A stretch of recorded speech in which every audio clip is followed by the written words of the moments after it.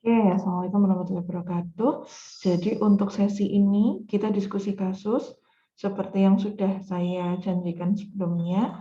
Tentu sudah mengikuti ini ya, mengikuti yang video sebelumnya.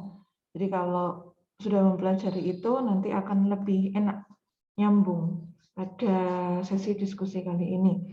Karena rekan-rekan yang mengikuti elektif ada 4 orang, sehingga saya mengkhususkan dengan 4 kasus saja terlebih dahulu, dengan harapan bisa tercapai minimal diskusi mengenai komponen status mental yang didapatkan dan diagnosis yang diajukan.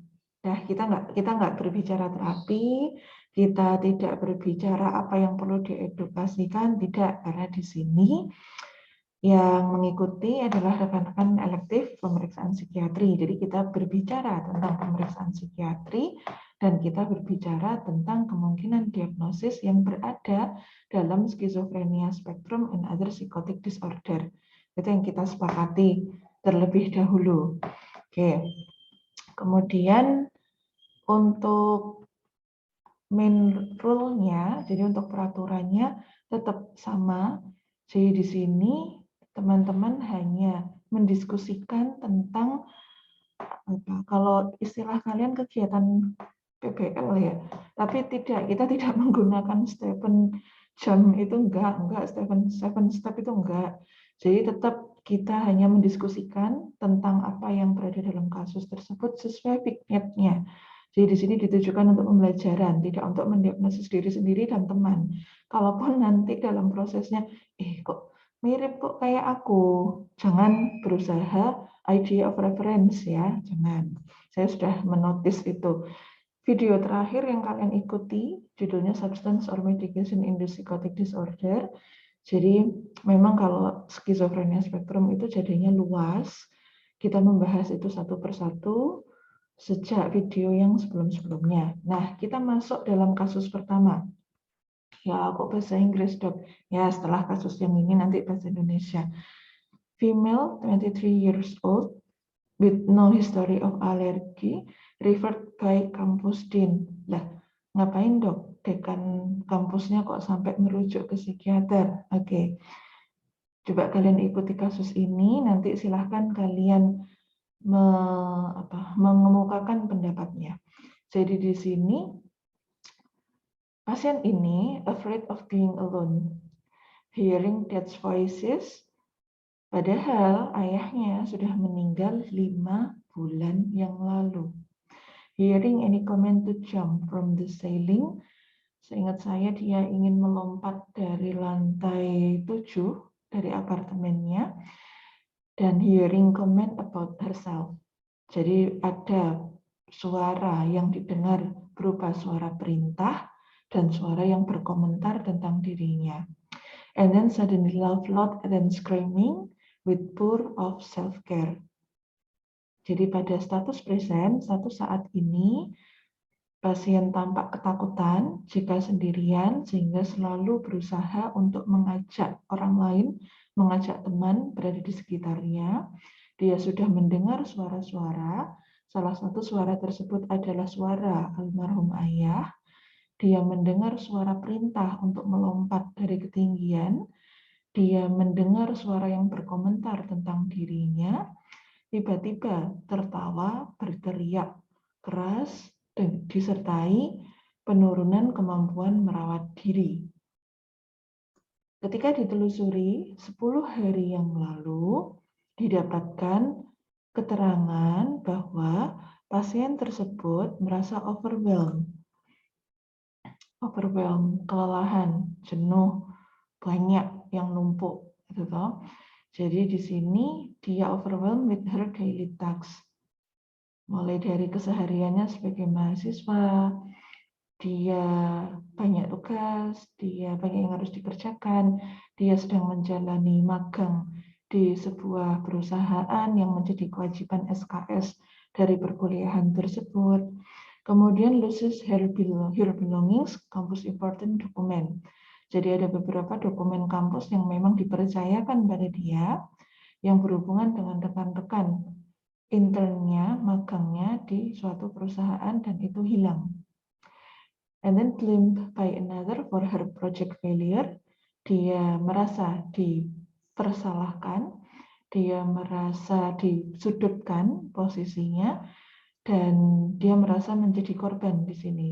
Saya sudah kehilangan kok kalian masih nyerang aku. Dan ternyata pada saat yang sama dia memiliki suatu tugas sebagai caregiver. Jadi neneknya mengalami kondisi demensia sehingga pasien ini yang menjadi caregiver tunggal dalam keluarga tersebut. And then felt like someone stalked her much. Kejadian mulai dari runtutan kejadian dia kehilangan barang hingga akhirnya dia mulai mengalami kondisi-kondisi yang disebutkan ini tadi karena dia membuat kehebohan di dalam kampus hingga akhirnya dekan mengirimkan pasien ini kepada psikiater. Ini sudah berjalan selama 10 hari. Ketika dilakukan pemeriksaan, setelah dilakukan stabilisasi, pasien ini menyatakan bahwa I think someone is watching around. Jadi dia merasa seperti dilihat, diperhatikan. I'm afraid if they talk about my failure. Ketika saya konfirmasi, di mana orang yang memperhatikanmu, pasien menjawab, saya tidak tahu, tapi saya merasa seolah-olah benar bahwa saya sedang diperhatikan oleh seseorang atau banyak orang, oleh seseorang. Jadi pasien ini sudah meyakini hanya ada satu orang yang memperhatikan dia, posisinya nggak tahu di mana, tapi dia yakin. Dan yang ditakutkan adalah jika mereka membicarakan tentang kegagalan yang saya alami. Dalam waktu yang sama, pasien menyatakan, if you don't mind, I think I'm not in a serious condition that you think.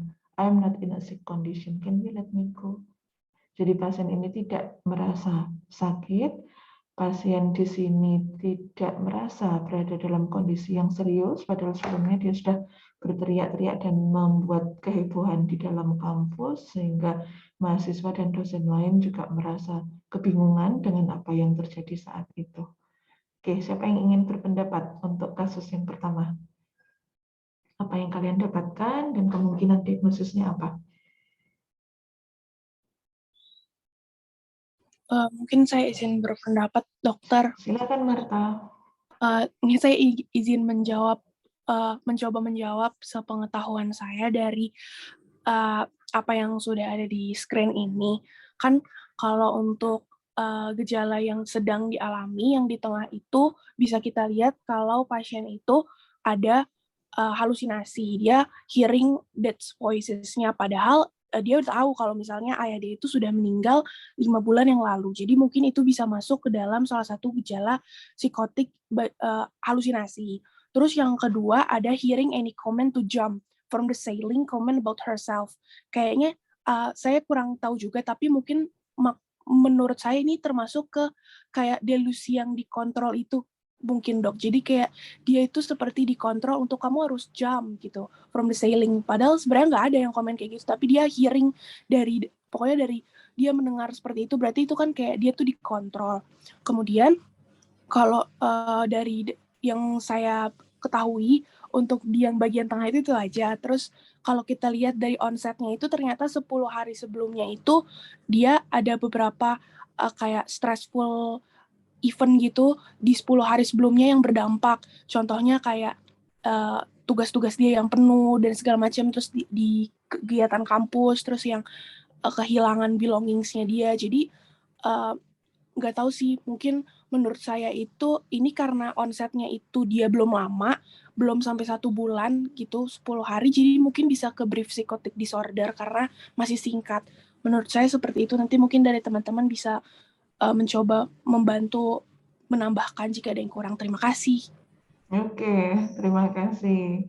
Bagus, pendapat yang sangat bagus. Jadi memang ini yang saya harapkan kalian sudah mulai terlatih dengan kasus, karena ada yang sempat memberikan feedback saat perkuliahan, mohon diperbanyak dokter contoh kasusnya. Ya sudah, saya turuti dan ini lewat kalian, nanti boleh kalian sebarkan ke teman-teman yang lain. Nah, kalau kita berbicara tentang kasus ini, sebenarnya yang disampaikan Marta tadi sudah tepat. sudah sangat tepat. Apabila kita mengikuti pada kolom sebelah, kalau kalian sebelah mana ini? Kalau dari saya sebelah kiri ya, yang kiri sendiri, tung tung tung tung tung. Ini merupakan suatu kondisi stresor. Mulai dari overwhelmed with her daily tasks, loses her belonging, blamed by another, duty as caregiver, felt like someone stalked her much. Nah, kalau yang felt like someone stalked her much, ini menjadi suatu permasalahan. Ini menjadi suatu permasalahan, kenapa ya kok dia merasa diperhatikan, ada yang stalkingin dia nih. Barangkali ini memang merupakan suatu kondisi sekunder akibat dari beberapa stresor yang sudah dia alami. Jadi kalau kita membahas aksis 4, itu yang menjadi permasalahan. Mengapa muncul aksis 1, atau yang menjadi stresor psikososialnya. Di sini dia pegel, dia capek sama hidupnya. Gitu. Kemudian dia kehilangan barang-barang, dia merasa dipersalahkan, ini menjadi stresor. Dari situ mulai muncul onset gejala apa saja yang muncul di sini. Jadi di sini ketika dia sudah mengeluhkan perasaan takut, rasa, berarti kan sudah mulai mengarah pada suatu kondisi nada perasaan. Kalau dia ketakutan, kita bisa cocokkan dengan afeknya dia ketika takut itu seperti apa. Sama seperti halnya kita takut gitu ya. Kalian takut apa sih? Contohnya, misalnya takut sama tugas yang banyak gitu kan. Pasti afekmu akan mudah ditangkap oleh orang lain. Oh, anak ini ketakutan. Sama seperti pasien ini, dia merasa takut dan saat itu sudah mulai muncul perilaku yang aneh. Tahu-tahu ketawa, ngakak, terus teriak-teriak. Kita bisa sebut itu sebagai abnormal motor behavior. Jadi ada perubahan perilaku yang bersifat nyata di sana. Kalau kita membreakdown satu persatu tentang keluhan yang dia alami, benar. Jadi di sini ada suatu kondisi halusinasi. Dia sudah tahu kalau ayahnya sudah meninggal 5 bulan yang lalu. Nah, seringkali rekan-rekan akan terjebak. Mungkin dia kangen ayahnya, dok. Ya bisa saja. Mungkin dia masih dalam fase grief reaction, dok, fase berduka. Ya mungkin saja. Namun apabila sudah mulai muncul halusinasi yang bersifat kuat, selain halusinasi yang berhubungan dengan orang yang sudah wafat, dengan ini ya, dengan kata kunci bahwa ada kedekatan emosi yang sangat erat. Karena ada beberapa orang yang ditinggal kerabatnya juga baik-baik saja, nggak sampai halusinasi gitu. Ternyata setelah ditelusuri tidak ada kedekatan emosional yang sangat kuat. Nah, masalahnya di sini sudah ada halusinasi auditorik bentuk yang lain. Ada commanding, ada commenting, sudah nyuruh-nyuruh, merintah lagi. Apabila suruh atau perintah itu muncul, bermanifest dalam bentuk suara yang terdengar di telinga, sebenarnya ini masuk dalam kategori halusinasi auditorik.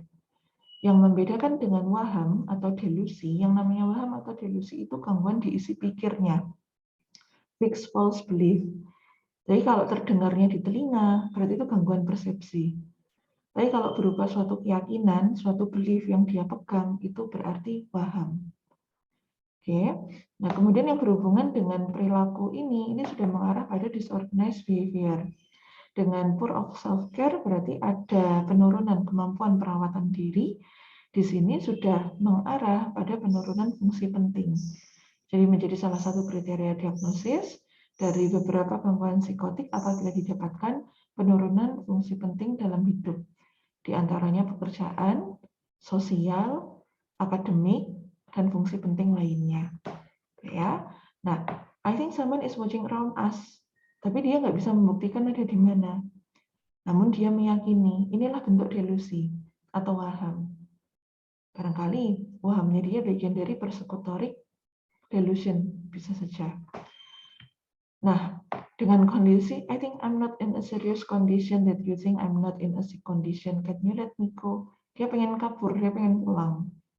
Di sini menunjukkan bahwa pasien ini nggak punya insight bahwa dirinya sakit. Dulu saat perkuliahan, saya sempat menjelaskan tentang insight atau tilikan. Jadi yang namanya insight atau tilikan, ini lebih ke arah pemahaman pasien terhadap gangguan jiwa yang dialami. Kalian bisa menggunakan full insight, partial insight, no insight, boleh Mau tilikan derajat 1 sampai 6 boleh. Pasien ini nggak punya insight, kalau dia nggak merasa sakit, padahal dia sudah dalam kondisi sakit, dia sudah dalam kondisi gangguan jiwa. Kemudian pada pasien ini kalau kita menggunakan tilikan, ya tilikan 1, dia menyangkal sepenuhnya tentang kondisi sakitnya. Dengan onset 10 hari, kemudian pasien masih berada dalam fase akut, saya sepakat bahwa kasus ini merupakan bagian dari kasus brief psychotic disorder, gangguan psikotik akut dan sementara. Oke, kasus 1 selesai. Kita masuk ke kasus 2. Oke, siap-siap, siapapun boleh. Male 40 years old with history allergies with peanut referred by police officer. Nah, nih yang tadi dirujuk dekan, yang sekarang dirujuk petugas kepolisian. Rame bener sih polisi, wah, oh iya jelas. Jadi di sini ada suatu kondisi, nah jadi pasien ini membuat laporan ke kepolisian terkait percobaan pembunuhan yang dilakukan istri dan anak. Tapi waktu itu bukti yang diserahkan ke Pak Polisi berupa hasil pemeriksaan dokter, berupa riwayat sakit lambung berulang.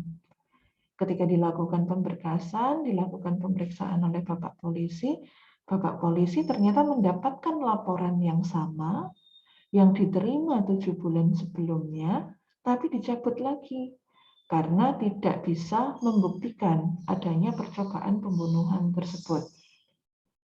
Yang bersangkutan meyakini memiliki istri seorang pembunuh, nah loh agak horor, dikarenakan mirip dengan pemberitaan di media massa. Jadi di sebuah pemberitaan media massa nasional disebutkan ada komplotan yang mengganggu rumah tangga orang lain, komplotan yang ingin menjarah, merampok, gitu ya, dan dia merasa loh, kok mirip istriku saat itu.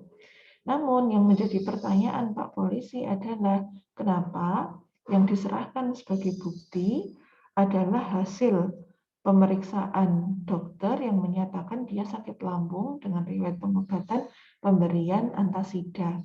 Kan nggak nyambung, gitu ya. Kalau memang ada suatu percobaan pembunuhan, tentu ada saksi, ada bukti yang cukup adekuat yang menyatakan bahwa istri dan anak melakukan hal tersebut. Ini nggak ada. Sehingga Pak Polisi merasa kayaknya ini perlu diperiksakan dulu deh. Nah, ternyata setelah dilakukan penelusuran riwayat, 2 bulan yang lalu, pasien tersebut melihat perselingkuhan teman kantor dengan wanita lain yang secara fisik mirip dengan istrinya. Tidak lama kemudian, teman kantor tersebut meninggal dalam aksi perampokan yang persis diberitakan oleh media massa. Karena pasien adalah salah satu saksi hidup, seperti apa geng rampok itu tadi, pasien sempat melihat selingkuhan teman kantor tersebut dan merasa bahwa istrinya memiliki kesamaan penampilan fisik dengan komplotan tersebut. Sejak saat itu, pasien merasa takut bahwa ada suatu keyakinan istri dan anak perempuannya itu juga akan bersikap sama terhadap dirinya. Akan merampok semua barang-barangnya dan akan berperilaku sama pada orang yang lain. Beberapa bukti yang diajukan saat itu adalah pasien meyakini jika ada suara dering telepon sekitar jam 8 malam, itu artinya adalah selingkuhan baru istrinya. Namun ketika dikonfirmasi tidak pernah ada hal tersebut, tidak pernah ada yang menelpon di jam 8 malam. Memang benar ada telepon masuk, namun merupakan telepon tagihan pembayaran kontrakan. Dan itu sudah dibuktikan di kepolisian. Ketika dilakukan pemeriksaan psikiatri, pasien menyatakan, saya yakin, nah nih, saya yakin. Kata kuncinya di situ, saya yakin mereka semua merencanakan pembunuhan terhadap saya. Mereka ingin menyingkirkan semua jejak secara tuntas. Mereka memasukkan racun, menyebabkan lantai licin, maksudnya biar dia kepleset terus mati gitu ya. Menebar disinfektan seolah saya kuman, padahal setelah dikonfirmasi Saat itu disinfektan ditujukan untuk membersihkan rumah, bahkan berani memasukkan selai kacang dalam makanan. Padahal makanan dengan selai kacang itu untuk anaknya, bukan buat pasien. Ini adalah bukti. Saya nggak gila dong. Jadi pasien ini tetap meyakini bahwa istri dan anaknya berkomplot. Tidak didapatkan riwayat halusinasi, tidak didapatkan riwayat gangguan medis lain sebelumnya. Oke, siapa yang ingin berpendapat status mental apa saja yang kalian dapatkan di sini dan apa kemungkinan diagnosis pasien tersebut?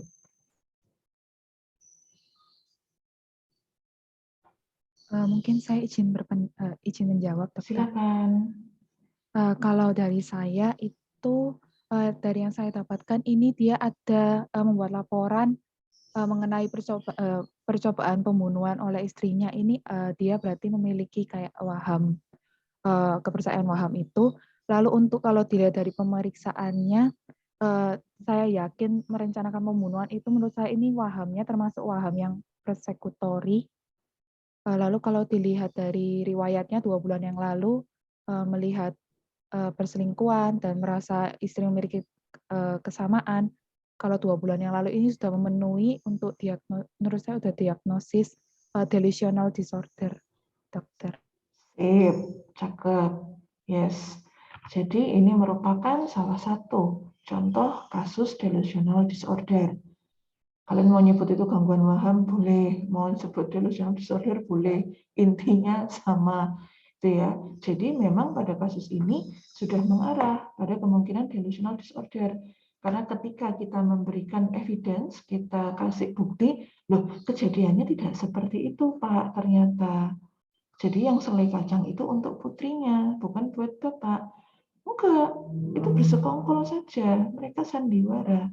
Enggak pernah seperti itu. Mereka pengen bunuh saya. Rangkaiannya jelas. Nah ini. Jadi pasien ini mampu menjelaskan secara runut, secara sistematis, seolah-olah realistis dan benar. Tapi ternyata setelah ditelusuri, semua yang disampaikan itu tidak benar. Gitu ya. Namun yang bersangkutan masih merasa, iya benar, iya yakin. Mereka semua bohong. Nah, hati-hati, ini merupakan bagian dari gangguan isi pikirnya. Kalau kita berbicara tentang status mentalnya, ya yang kita dapatkan banyak. Ada suatu kondisi disforia, tidak nyaman. Jadinya irritable. Jadi dari status mentalnya kita dapat disforia, ada irritable, kemudian pembicaraannya kacau, disorganized speech itu tadi, disorganized thinking, dengan isi pikir berupa delusi. Kalau untuk gangguan persepsinya tidak ada, karena memang nggak ada halusinasi. Ya. Kemudian ketika dia merasa bahwa pemberitaan di media massa itu membicarakan tentang dirinya, jangan-jangan ini sudah menjadi bagian dari ideas of reference. Jadi banyak yang bisa kita dapatkan pada kasus ini, sehingga kita bisa belajar contoh atau bentuk dari gangguan delusional disorder. Oke, kasus 1, kasus 2 udah selesai. Sekarang kita masuk ke kasus 3. Nah, di sini yang pertama dirujuk dekan, yang kedua dirujuk polisi, yang ketiga ngapain kok dirujuk ibu bidan ya, ada apa ya? Oke, seorang perempuan 28 tahun dirujuk oleh ibu bidan dikarenakan ada perubahan perilaku. Jadi pasien membiarkan anaknya menangis, merasa bayi tersebut bukan anaknya, merasa ada yang salah dengan kehamilan dan persalinan tersebut, sehingga saat itu sudah memiliki perawatan diri yang buruk. Pasien jadi lebih sering gelisah, marah-marah, dan bicara sendiri. Mendengar suara yang menyuruh membekap anak menggunakan bantal. Dikarenakan saat itu pasien gelisah oleh Bu Bidan, dirujuk kepada kami, psikiater, dengan kecenderungan postnatal depression. Namun apakah benar kondisi ini merupakan bagian dari postnatal depression? Maka dilakukan penelusuran tentang riwayat sebelumnya. 1 minggu sebelum kelahiran, jadi baby ini usianya masih 1 minggu, pasien mendengar berita apabila pasca persalinan sempat tertidur akan ada resiko bahwa bayinya ditukar. Jadi seperti di sinetron-sinetron itu, anak yang tertukar gitu ya. Kemudian saat itu pasien menjalani persalinan sendirian. Suami berada di luar kota, jadi mereka sama-sama bekerja dari beda kota, dan saat itu merasa tidak didukung oleh keluarga. Pasien masih merasa kesal dan tertekan dengan anggapan bahwa dirinya adalah bumil manja. Semua harus diturutin, semua harus gerak. Padahal saya nggak seperti itu, dok. Saya nggak pernah minta apa-apa ke mereka. Saya hanya minta dibantu untuk mengikatkan tali sepatu. Saya hanya minta dibantu untuk mengambil barang-barang yang terjatuh di lantai. Tapi mereka menyatakan bahwa saya bumil manja. Jadi sebelum persalinan udah kesal duluan tuh. Gondok setengah mati, emosian. Tuh ya. Ternyata setelah anaknya lahir, anaknya nangis, dibiarin. Yakin banget, itu bukan anak saya. Terus ada yang salah. Dia menyalahkan kehamilan tersebut. Ya kenapa aku harus hamil? Kenapa kalau udah hamil kok suamiku masih jauh di luar kota? Kenapa nggak kita berada dalam satu kota? Jadi dia merasa tidak menerima sepenuhnya dengan kehamilan dan persalinan tersebut. Hingga akhirnya gelisah, marah, nangis, ngomong sendiri, dan yang agak berat ada percobaan pembunuhan. Karena pasien mendengar suara yang menyuruh membekap si bayi yang 1 minggu itu pakai bantal. Bayi bisanya apa kalau cuma bisa nangis kan? Setelah dilakukan stabilisasi dan pemeriksaan, pasien menyatakan pada saya itu bukan anakku. Itu anak setan. Kasihan banget ya anaknya dibilang anak setan. Anakku sudah ditukar. Kalau benar itu anakku, pasti dia nggak nangis. Pasti mau digendong sama ibunya sendiri. Aku nggak mau dan nggak bisa merawat dia. Aku nggak suka suara tangisan bayi, rasanya jadi ingin nangis juga.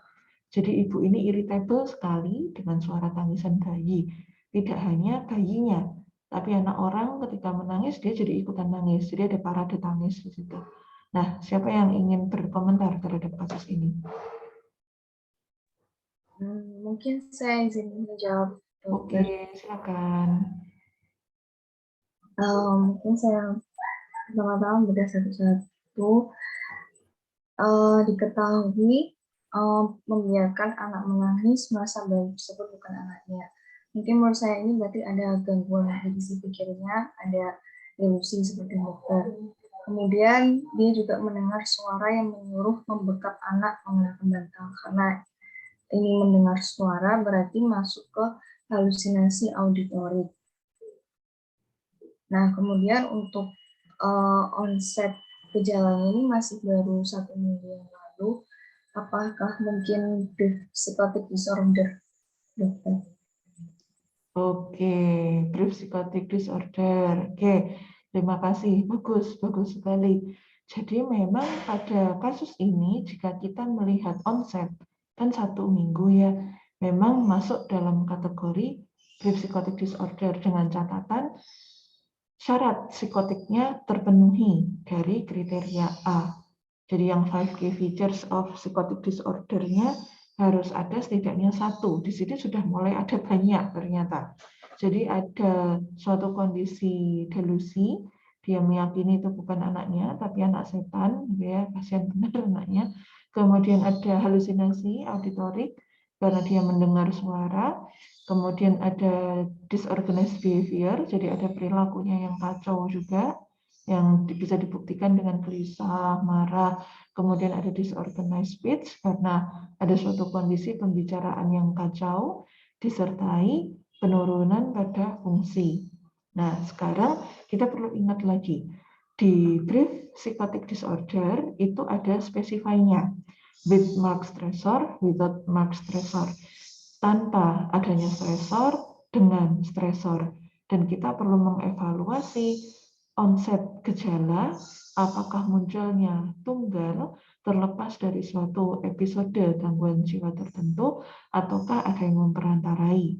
Pada kondisi ini, barangkali memang dibenarkan bahwa stresornya dikarenakan memasukkan semua informasi dari media yang belum tentu benar, yang katanya, nanti katanya, nah ini penyakit. Ya, kemudian ada beberapa permasalahan pribadi terkait konflik emosional dirinya terhadap keluarganya, dia masih sakit hati, dia pegal sama suaminya, onsetnya postpartum. Padahal sebelum ketika kita evaluasi sebelum partum gimana? Pernah nggak ada riwayat gangguan jiwa? Nggak pernah ada. Nah, dengan onset yang bersifat akut, terpenuhi kriteria psikotiknya dalam masa persalinan, maka ini adalah contoh kasus psikotik postpartum. Apakah boleh dok saya memasukkan pada brief psychotic disorder? Boleh, karena memang sifatnya akut dan sementara. Sampai terbukti untuk kriteria waktunya tidak lagi terpenuhi. Kalau katakan dia nanti masuk dalam rentang periode 1 sampai 6 bulan, ya barangkali sudah bisa menjadi bagian dari skizofreniform. Kalau sudah lebih dari 6 bulan, bisa saja skizofrenia. Tapi kalau masih akut seperti ini, kita perlu memikirkan dia merupakan bagian dari psikotik postpartum. Oke, kasus 3 selesai. Kasus terakhir, kasus 4, sesuai janji saya, kalian berempat, jadi kasusnya cukup 4 saja, biar enggak dredeg nanti. Oke, jadi di sini seorang perempuan 43 tahun diantar keluarganya. Nah, ini beda sendiri. Yang pertama diantar dekan, yang kedua Pak Polisi, yang ketiga tadi Ibu Bidan, yang ini dari keluarga. Ngapain ya? Nah, ternyata, ini agak anarkis ini ibu ini. Jadi ibu ini gelisah, sering mengumpat, marah, mondar-mandir, perawatan diri buruk, membawa palu di kantong. Ya, jadi sudah melakukan tindakan anarkis, sering menyiram air ke taman warga. Jadi warga di sana punya taman, maksudnya ibu ini menyiram, tapi ternyata loss sampai bikin banjir sehingga banyak tanaman yang tergenang, memukul orang yang lewat karena merasa diolok. Padahal setelah dievaluasi tidak pernah ada kejadian olok-olokan. Merasa baju tertentu yang dikenakan orang lain berhubungan dengan kemalangan yang akan dihadapi.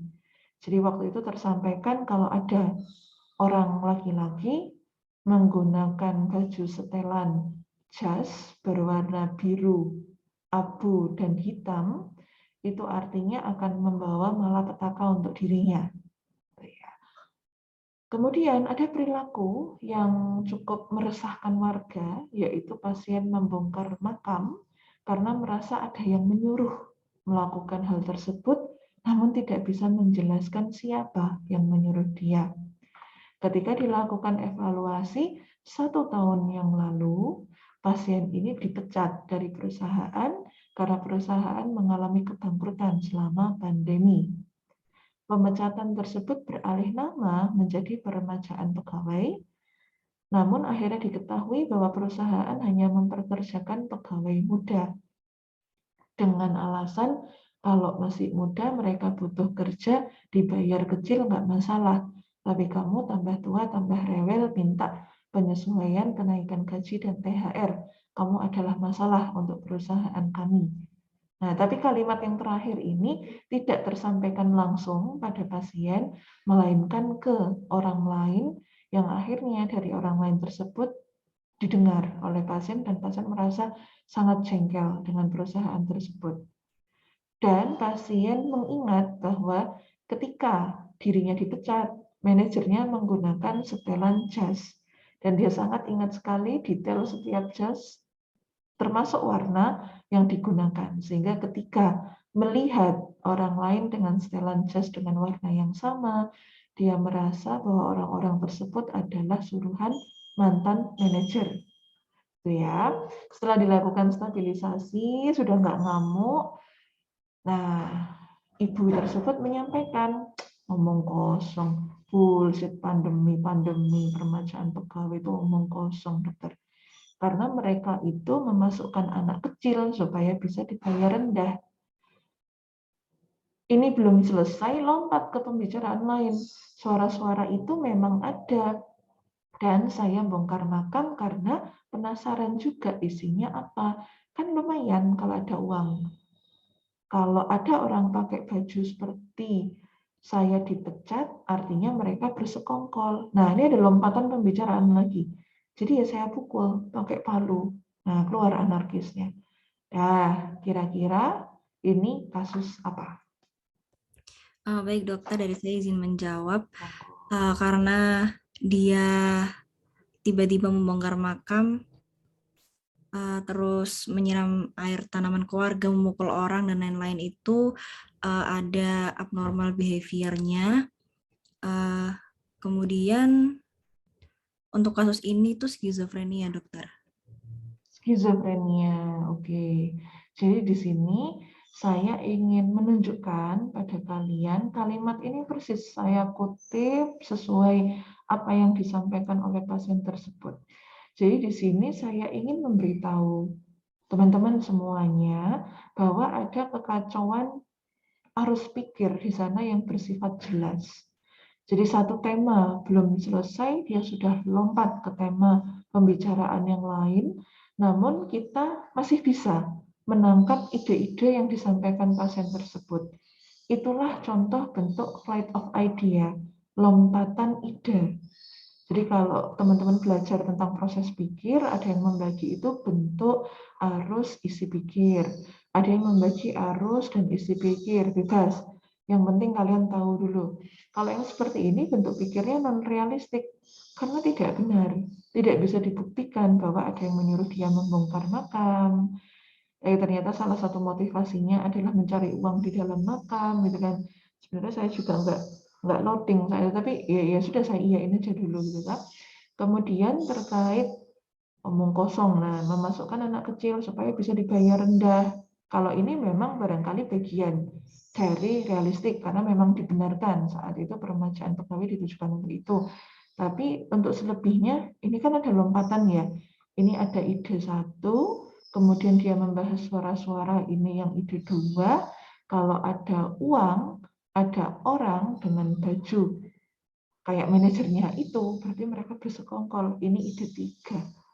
Jadi ada tiga ide dalam suatu pembicaraan, dalam satu tarikan nafas yang melompat. Ini contoh flight of idea. Sudah dasarnya non-realistik, bentuk pikirnya, arus pikirnya flight of idea, isi pikirnya waham lagi. Ya. Kemudian ada gangguan persepsi, ada halusinasi auditorik yang bersifat menyuruh. Terpenuhi ya. Jadi di sini untuk gelisahnya ini ya menjadi bagian dari disorganized behavior-nya. Kemudian di sini juga merasa baju tertentu yang dikenakan orang lain berhubungan dengan kemalangan yang akan dihadapi.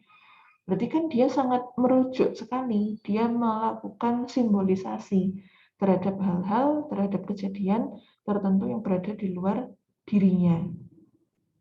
Kemudian membongkar makam ya tentu tidak appropriate ya, kok gitu sih. Dengan onset yang sudah berjalan fase aktifnya selama 1 tahun, diperberat dalam beberapa perilaku, beberapa pekan.